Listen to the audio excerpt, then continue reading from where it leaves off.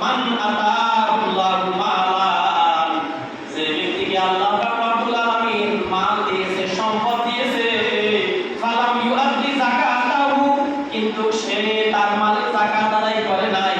সে যদি তার মালের যাকাত আদায় না করে, সে মাল যদি আল্লাহর রাস্তায় খরচ না করে, মুসলিলা লাহু মালুহু ইয়াউমাল কিয়ামাতি শুজাআ।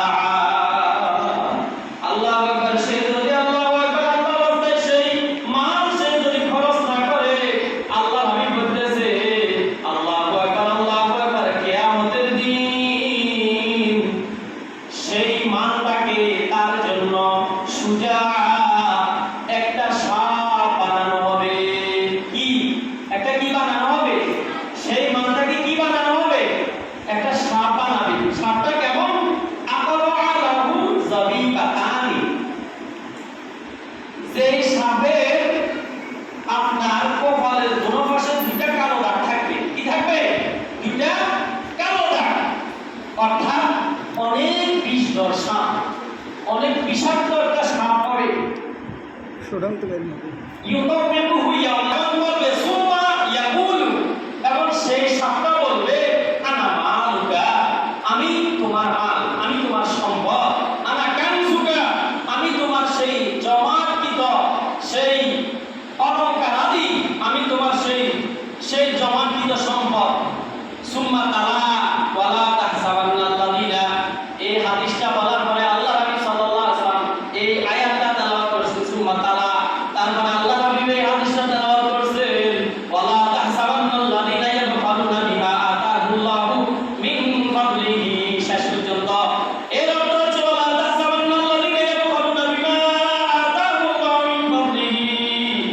এই যে আয়াতের অর্থ হলো আল্লাহ পাক রব্বুল আলামিন বলেন, যারা আল্লাহর দেওয়া সম্পদে কার্পণ্য করে, তারা যেন এই কথা মনে না করে, এটা যেন ধারণা না করে যে এই কার্পণ্য করাটা তাদের জন্য ভালো উত্তম, এটা যেন মনে না করে। ওয়ালা তাহসাবান্নাল্লাযিনা ইয়াবখালুনা, তারা যেন মনে না করে কৃপণ, আল্লাযিনা ইয়াবখালুনা, তারা নাকি কবিলি করে, কৃপণ করে, বিমা আতাহুল্লাহু মিন ফাদলিহি, আল্লাহ পাক যে সম্পদগুলো দিয়েছে এগুলোর মধ্যে কৃপণতা করলে তারা যেন সেটাকে উত্তম মনে না করে।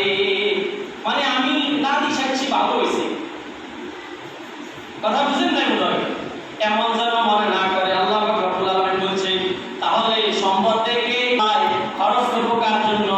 আল্লাহর জন্য। কারণ মাওলায় দিয়াও দেখে আবার না দিয়াও দেখে, কথা ঠিক নেই?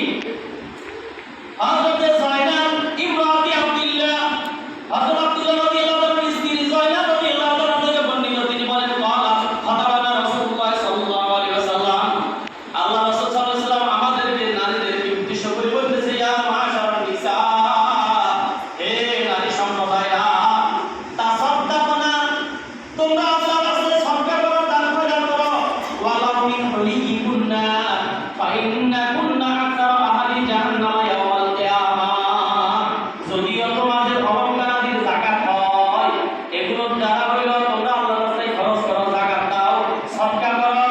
কেননা ফাইন্নাকুন্না আকসারু আহলি জাহান্নাম ইয়াওমাল কিয়ামাহ, কেননা কিয়ামতের দিন অধিকাংশ নারীরাই জাহান্নামে